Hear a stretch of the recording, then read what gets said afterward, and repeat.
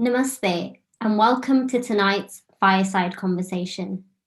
My name is Abhilasha, and I will be your chair for this evening. Vichar for those of you who aren't familiar with the platform, aims to engage in open dialogue with experts in their field about issues that affect modern British society. The words Vichar Manthan in Sanskrit literally mean the churning of ideas. And that's what we aim to do here, rather than giving solutions. My aim for you at home is to leave this discussion with more questions than you came with. Now, let me give you a quick rundown of how tonight will go. We'll start with a manthan or a discussion with myself and the speaker before we move on to a question and answer session with you, the audience at home. So please do leave your questions in the comment section down below, and we'll try and get through as many of them as we can. And then we'll move on to closing remarks before ending the evening at 7:45. Now I want to start talking about this 1 in 4 statistic that I'm sure a lot of us have heard about.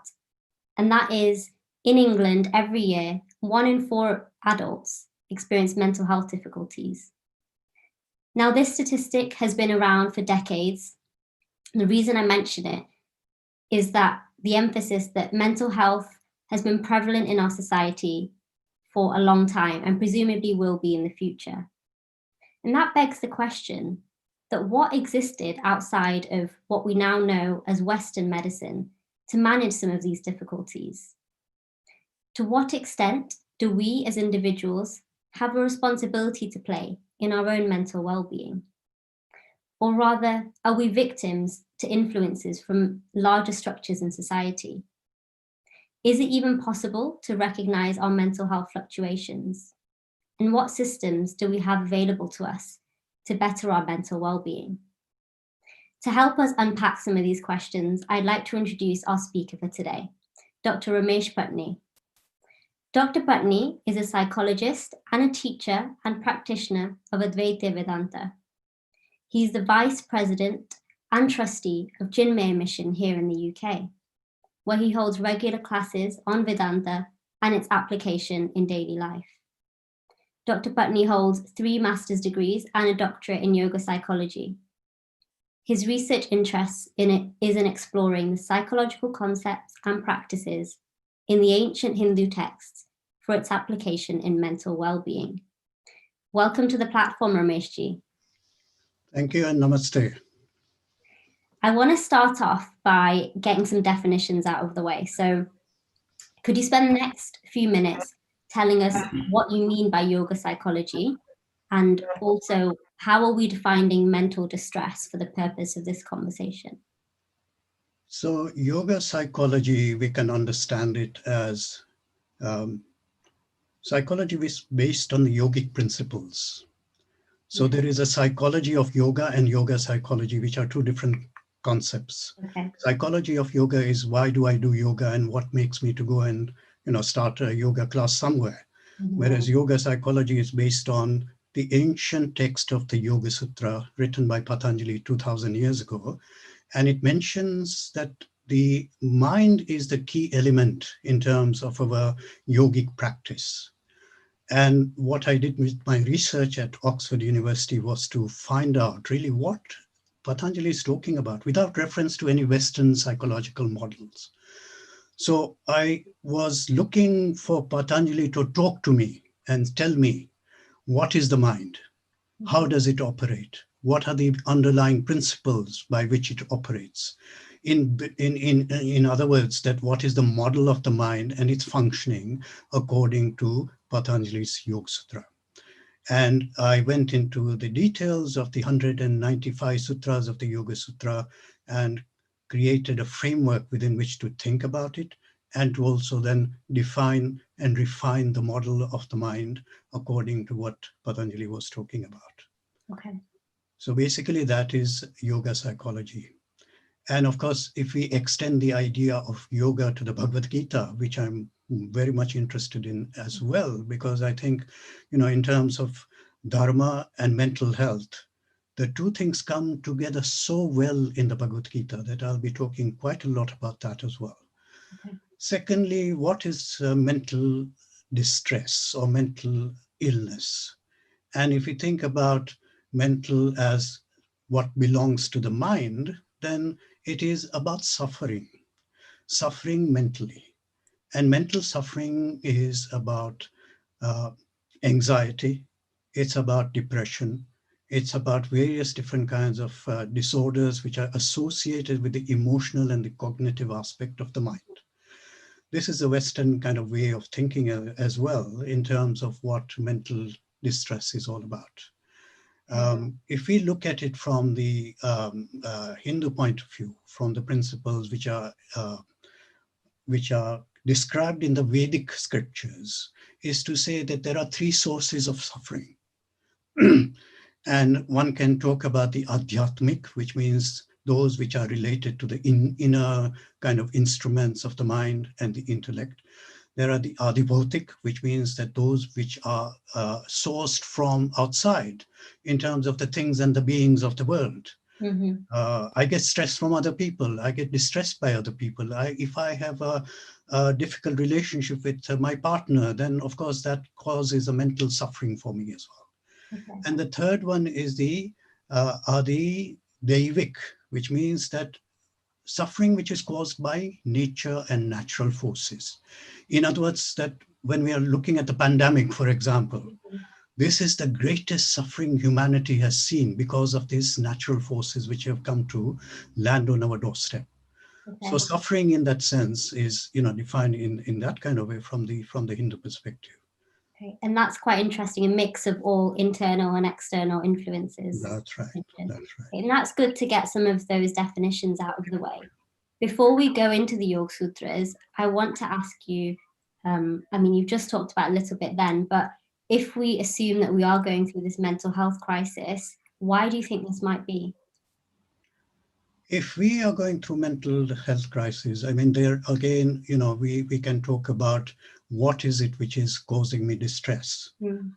And, specifically distress is because of, we can talk about, 3 or 4 things. One is to say that it is a psychological distress resulting from relational problems.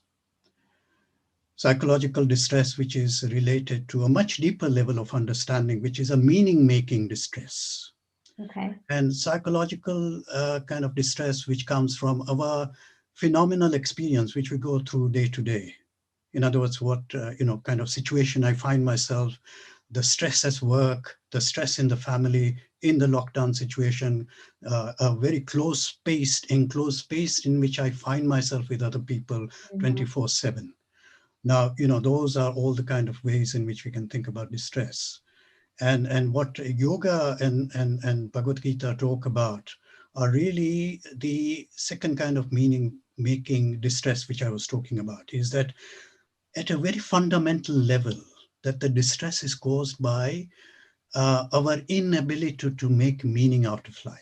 And if we, for example, think about depression, depression is hopelessness. Depression is such a sadness which arises because I don't find any meaning in life. I don't find any meaning in terms of what I'm doing, my work, my family, my relationships. Nothing seems to make sense. In other words, the idea of meaning has got lost somewhere. Okay. And this is really where, the Yoga Sutra and the Bhagavad Gita actually talk about how to make meaning out of life in such a fundamental way that it will help us to navigate through life with the minimum amount of distress on the one hand, but also develop the capacity and the resilience to face any challenge which we might encounter through any of those 3 sources which I was talking about earlier. And sorry. So to talk about the Yogasutras, I suppose to start with, can you tell us briefly who wrote them, how old are they, and what are the central messages of the Yogasutras? Okay, so the Yoga Sutra was written by Patanjali, which is about 2000 years old. And we are talking about a text which is called the classical yoga. So we know that there are many yogic traditions which are in the existence at the moment, and these are kind of can be seen as branches of the main classical system, which was created by Patanjali. So he did not actually create it, he kind of compiled it. In other words, he went back to the Vedic sources, went back to the Bhagavad Gita, and he kind of devised a practical method by which one can discipline the mind, control the mind in such a way that it becomes a very fine instrument. And it becomes an instrument which is capable of rising to a very subtle level of consciousness. Because the aim and the method of Yoga Sutra is what? Is to get to a state of realization where we discover our true authentic identity, which is beyond our phenomenal identity of this body, mind, intellect, this ego, individuality. So the solution is not located in the mind, as it were, but it is beyond the mind. But the trick is here what? The trick is that I have to train the mind to transcend the mind. Just like Lord Krishna says in the Bhagavad Gita, that your mind is your best friend or it's your worst enemy. And however you use the mind will elevate you to such an extent that it will transcend beyond itself to get you to that authentic self, which is your true self, which is the Atman. So both have a kind of systematic way of getting you into a very high state of self-absorption, self-discovery, self-realization, which goes beyond the ego identity and takes you into a place and a space where you are in complete kind of control of not only the mind, but all the actions which you do. And also in a sense that it gives you enormous capacity, because you have transcended the mind. It gives you enormous capacity to self-regulate and to become self-efficacious in terms of competency in your life. Okay. So again, sorry. So again, what, Lord Krishna tells Arjun is that you are going to derive two benefits out of this practice. Number one is equanimity of the mind. Yoga is equanimity. Now, what does equanimity mean? It means if you are in face of any challenge, there is distress in your mind, then this equanimity, rooting yourself in a certain way within yourself, will allow you to be equanimous in your mind, so that any challenge comes to you, you are resilient, you come back to your anchor, you come back to your center, and you are able to navigate yourself through any kind of challenging situation. That's number one. Number two, dexterity in action. In other words, that you are able to navigate your choices in life. And it is all about choices. It's about freedom and choice. And this is Arjuna's difficulties as well, that he comes to Lord Krishna asking him, look, I don't know what I am doing. I am in a crisis. I'm in an existential crisis. I'm in a crisis of identity. I'm in a crisis of choice. And I'm in a crisis about action. Tell me what to do. So you can imagine that Arjuna, who is the greatest warrior of his time, is having a crisis in the middle of the battlefield, and is unable to function. And therefore, Lord Krishna kind of takes him, elevates him to such a kind of high level of understanding that he begins to recognize that what he is functioning in his transactional life, in his phenomenal world, is really the limiting factor, which is making him to feel distressed. Okay. So now we can see the connection between mental health and the Dharmic perspective, because the two things come together, as I was saying, so well in the Bhagavad Gita, that it is a solution which is applicable to the whole of humanity, because it deals with the human condition. Not only deals with the human condition, but what it means to be a human being and what it means to be able to experience oneself as a human being. So I want to talk about what you just said. You mentioned the whole story of the Bhagavad Gita there, and it sounds lovely in a story form, but what can we as individuals now take from it? What practical knowledge does the Bhagavad Gita or the Yogasutras have within it? Okay, so in other words, that we have to first of all understand how the Bhagavad Gita and the Yoga Sutra talk about the mind. So like Yoga Sutra says that, the yoga is equal to the cessation of the modifications of the mind. In other words, that the yogic kind of mind compared to the ordinary functioning mind is a different kind of mind. And there are three attributes which are there for the yogic mind. Okay. Number one is that it becomes single pointed. It is able to focus on something for a long period of time without a break to the exclusion of everything else. Concentration. Number two, it is able to reach a state of complete stillness, a complete calmness of the mind. And number three, it is able to be absolutely subtle in its operation. Okay. Now, how do we go about doing that? So what Yoga Sutra gives us is the 8-limb method, which is called the Ashtanga Yoga. Ashtanga Yoga means that we are talking about yam, niyam, which means the do's and the don'ts of life. In other words, it gives you a value-based, moral-based system and practice of living your day-to-day transactional life. So that is taken care of. Number two, asana and pranayam. Number 2 and 3. Asana means posture. Pranayam means the breathing.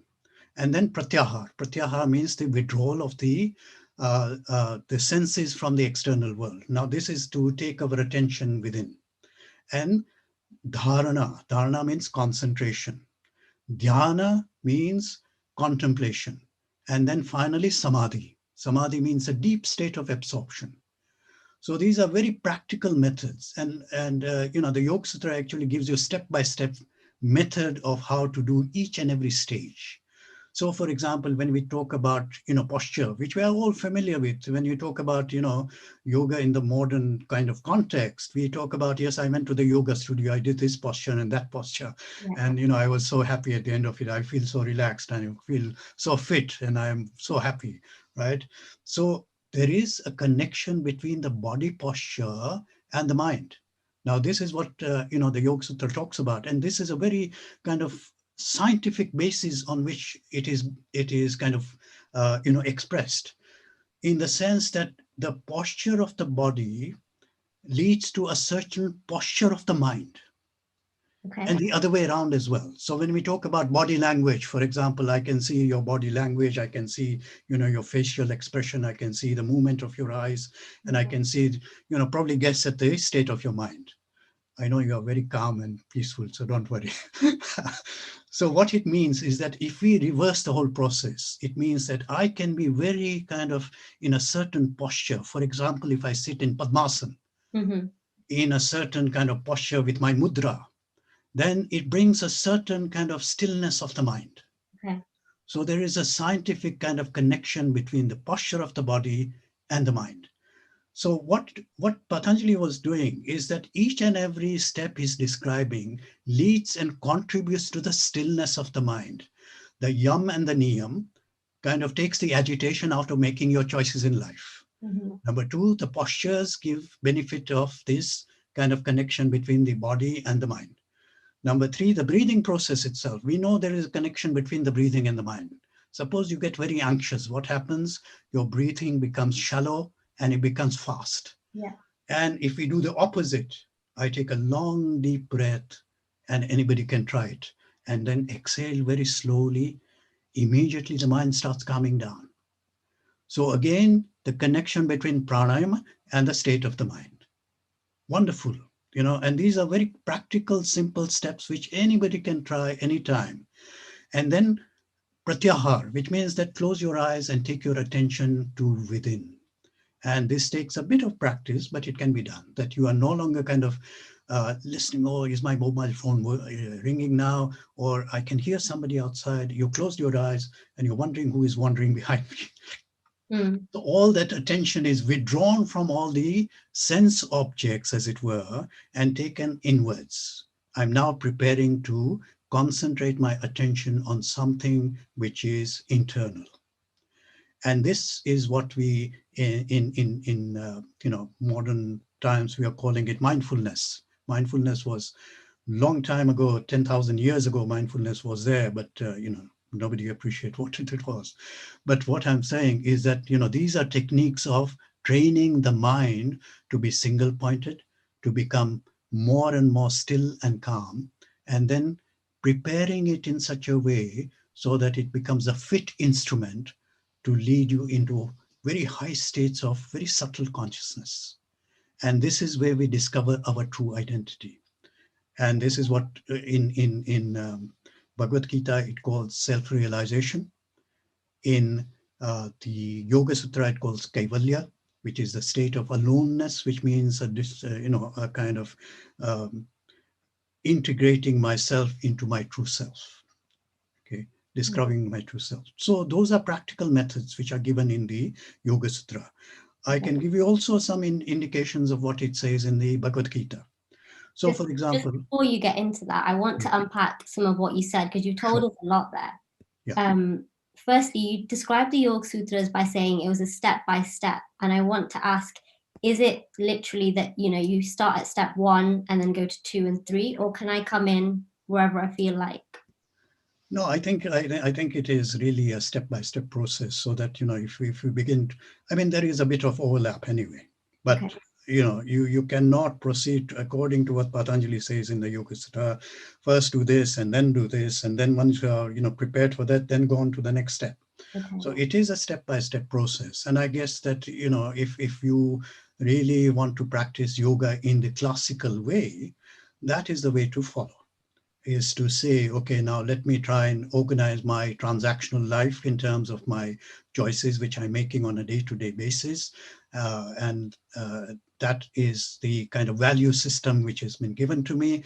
I can then begin to also at the same time, practice my postures, practice my breathing, bring my, attention inwards and take it inwards and make it concentrated within a certain field, and so on and so on. So I guess that there is an overlap, but I think what it means is that the mind is being trained in such a way to develop equanimity, resilience, to be able to withstand any kind of stress, emotional stress, relational stress, existential stress. All these we are able to do that because now we have developed a capacity of the mind which goes so far beyond what we are, used to. Okay. And you talked about, people going to these yoga classes, doing asanas, and attaining that stillness of mind. And my question to you would be, is that enough? Is having that 1 hour a week enough? No, I don't think so. I think, one needs to be, first of all, aware of the whole system of yoga, and to recognize that, you're only kind of functioning at two levels, in the sense of the posture and the breathing. And I think this is what most of the yoga teachers actually teach. They don't even go into the philosophy of yoga. In fact, people are so blunt, they actually deny that even it has got anything to do with Hinduism. Mm-hmm. So, people can go to a very uh, extreme length of denying actually what yoga is all about. But what it means is that, it's not going to be enough. If you go to yoga classes and, practice your posture and your breathing, definitely you get some benefit out of it. Yeah. But it does not mean that you're going to get a mind which is resilient, which is equanimous, which is still, which is single pointed, which is able to concentrate. You're not going to get that unless, of course, you are also going to practice the other limbs of yoga. Mm. So I think it's important to understand that it is a whole system. It is a holistic way of living. It is both external and internal, and it requires for us to practice all those limbs in order for us to be able to get the benefit, the true benefit of a very disciplined mind. So should we perhaps be incorporating some of that practice or some of that knowledge in these yoga classes, do you think? Absolutely. I've been telling all the time for the last 20 years that, we need to incorporate the principles of yoga, whichever, tradition you pick up. Yeah. I think we need to kind of make sure that we understand the philosophy behind it, the principle behind it. The goal of yoga is completely different from what people think, right? The goal of yoga is to achieve the state of kaivalya, which is the state of realization of our true authentic self. And it's not going to be done by just postures and breathing.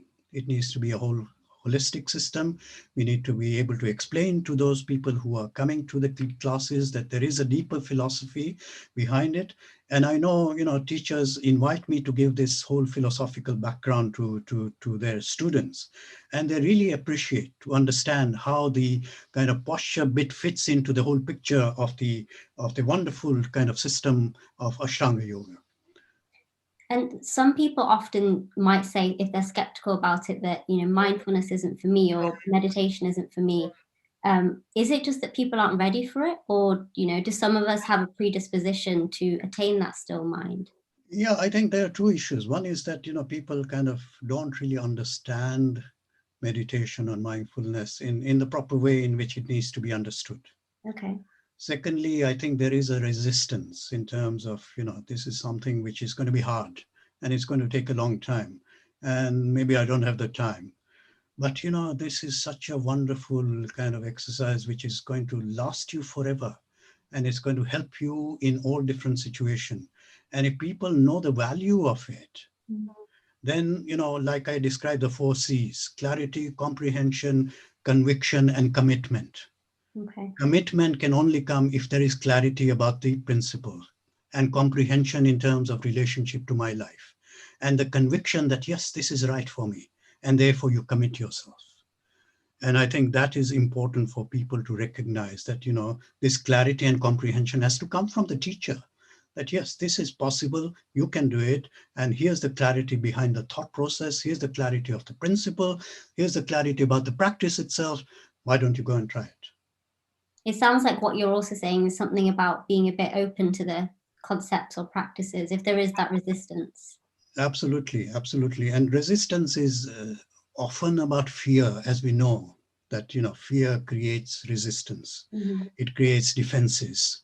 So that, if I am fearful of something and, it could be fear about anything, it makes me to resist it. So I think, that openness is very important to understand the significance and the value of these things is very important to understand as well. So that, we don't kind of shy away from it and say, no, this is not for me. But I think, if you look at the Bhagavad Gita, and I give talks on Bhagavad Gita as well, and I, talk about this in very practical terms. What can you do in the next 1 week, which is going to help you? Okay. What are the practical steps in terms of Shravanam, Mananam, Nididhyasanam? In other words, what are you going to listen to? What are you going to read about? What are you going to reflect on? Number 2. And reflection is a deep reflection about what does it mean and what does it mean to me in my own personal life. And number 3, the practice, Nididhyasanam, which means how can I put this into practice next minute or next day? So it is, that's why the Bhagavad Gita is called the manual of life and living. It is a manual.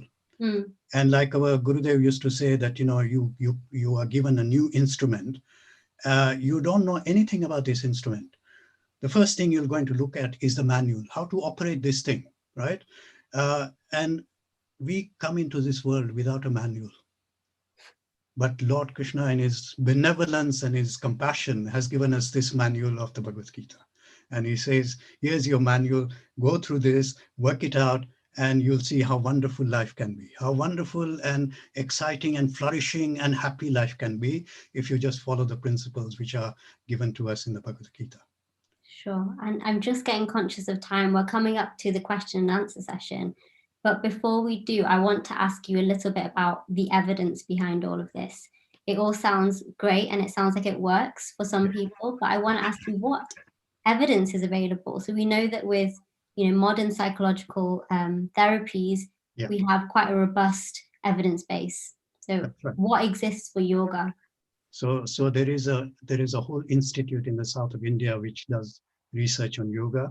And I have done some research myself in terms of, finding out about what is the relationship between religious practice and subjective well-being and happiness.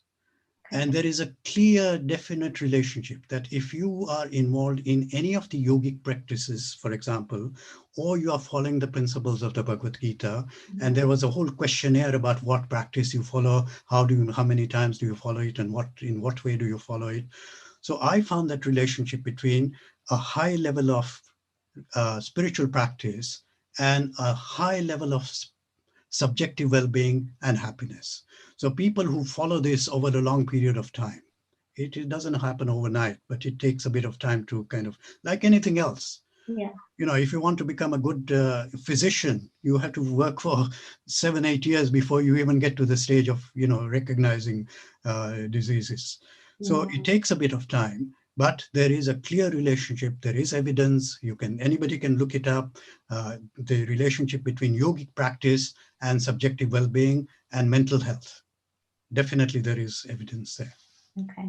I would love to continue this, but we've got onto the time for our Q&A. So thank you to you, the audience, for sending your questions. We've got a lot to get through, so let me try and get through as many as I can.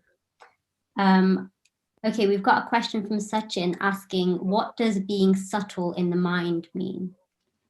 Okay, subtle in the way in which we talk about it is that subtle, for example, if I say I've got this subtle sense of this perfume, there is a very subtle kind of aroma which I can detect in this perfume, right? Okay. In other words, that finer and finer states of our experience are being detected by that mind. In other words, the level of awareness is absolutely heightened. This is what we call heightened awareness. And this heightened awareness is what we call subtle experience through the mind. And this is a mind which is able to detect very kind of subtle states of consciousness as well. And this is the whole point, is to make those subtle states of consciousness available to the prepared mind so that it can distinguish between what is the kind of conditioned state of the ego consciousness and what is the unconditioned state of the Atman. A very fine difference which is one is able to make because of that heightened awareness of your own experience. I hope that answers your question, Sachin. We've got another question from Madhukar Ambekar. So, mental health, is it as a result of chemical imbalance of brain metabolism? Yes, I guess that we can talk about mental illness from various different points of view, and of course we have to recognize that there is a biological, genetic kind of predisposition, which then is affecting the states of the mind. So, of course, there is a lot of evidence that certain kind of neurotransmitters affect the state of the mind, and either a lack or too much of one neurotransmitter can lead to a state of depression or a state of heightened anxiety. So, yes, there is a connection. What then Yoga for example, deals with is that the body postures also affect the circulation of some of these transmitters and these hormones within the body. Okay. So not only does it balance out the body in terms of its chemical imbalances, but also that it allows one to kind of have this connection with the mind so that it becomes calmer and quieter. So, for example, the thyroid gland, for example, influences how the mind functions. Mm-hmm. If there is a lack of thyroid hormone, we can see that, the kind of level of awareness goes down, apathy begins to arise, there's a kind of dullness in the mind. And with the yogic postures, which are based on the kind of flexion of the neck, etc., it begins to stimulate a certain kind of energy within the thyroid organs, and it stimulates the production of thyroxine.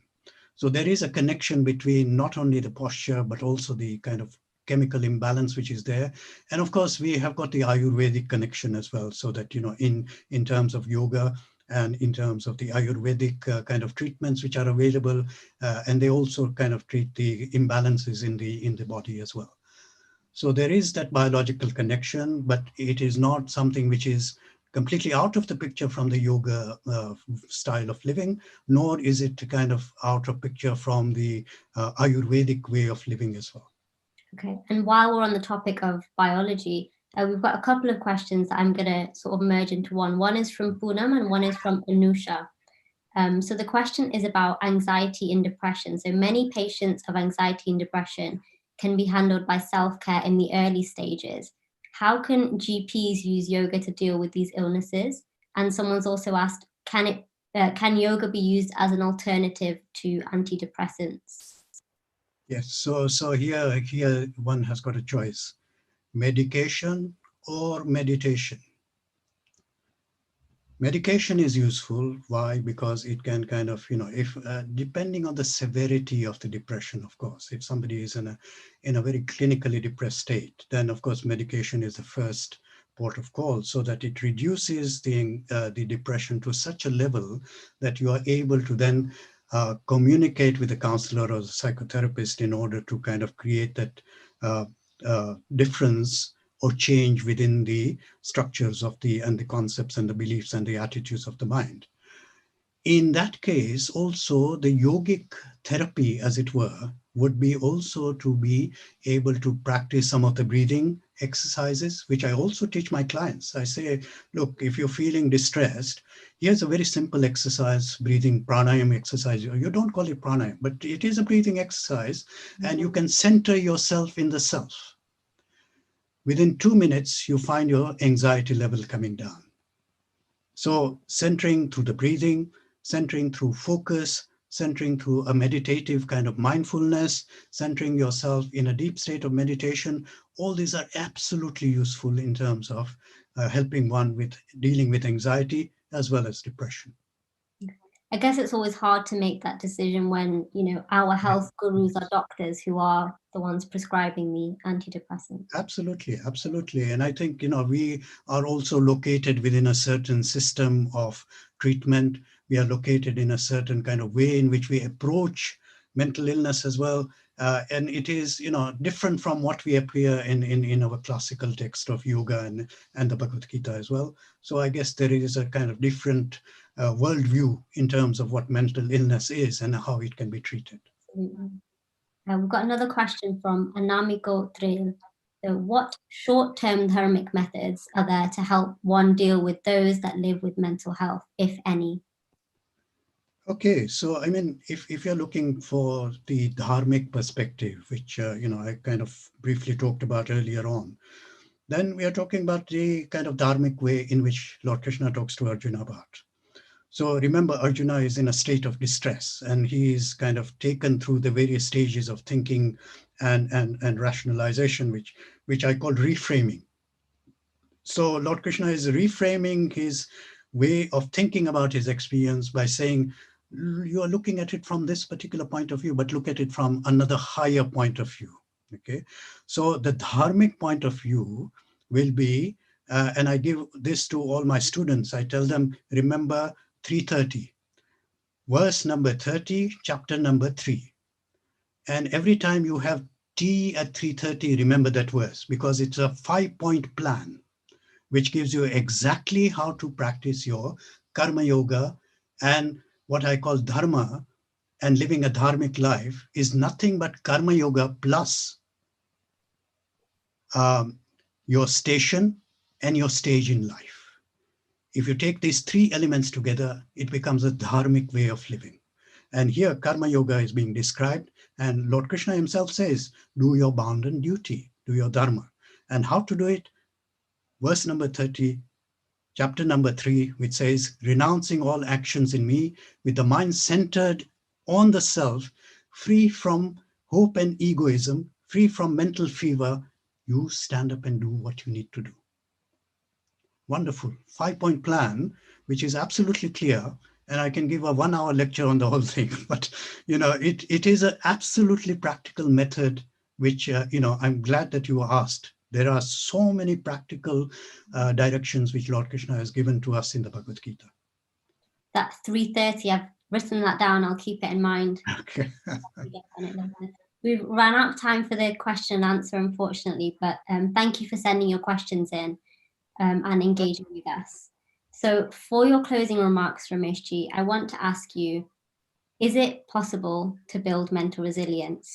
And if so, do the Yogasutras provide a practical avenue to do so? I can see you nodding already. Yes, of course. This is my passion, to bring the ancient knowledge into the modern world, explain it in terms which we can all understand, and to say to myself, absolutely possible to develop resilience through the yogic method or the Bhagavad Gita method, whether you call it the yoga of the Yoga Sutra or you call the yoga of Bhagavad Gita. You know, each and every chapter of the Bhagavad Gita is named yoga. And, you know, it is a whole system of developing equanimity of the mind, dexterity in action, and therefore absolute mental well-being. Okay, wonderful. That was very concisely put. I enjoyed that. Thank you very much for joining us, Ramesh. You've given us a nice, very, very brief history of the Yogasutras, how it can still be relevant, and some really good practical tips on how we can apply it. Thank you for joining us today. I hope we have many more similar conversations in the future with you. Thank you so much for inviting me, and it was a pleasure talking about mental health and Dharma. Brilliant. Pleasure was all mine. If any of you want to get in contact with Ramesh Ji, he conducts monthly Bhagavad Gita sessions on Zoom and YouTube. And if you are interested, check out the comment section down below for more information. Now, I'd like to thank you, the audience at home, for getting involved, coming to watch, and sending in your questions and comments.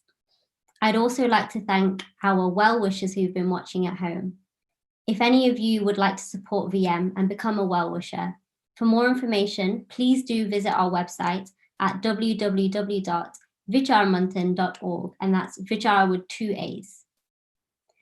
I'd also like to take this opportunity to announce our next event. It's going to be a fireside discussion on the 26th of September at 7 p.m. That's a Saturday once again, and the topic will be of eco-friendly homes. It's going to be another great Manthan, and I hope to see you all there in 3 weeks' time. Check out our social media pages for more information or visit our website. For now, namaste and good evening.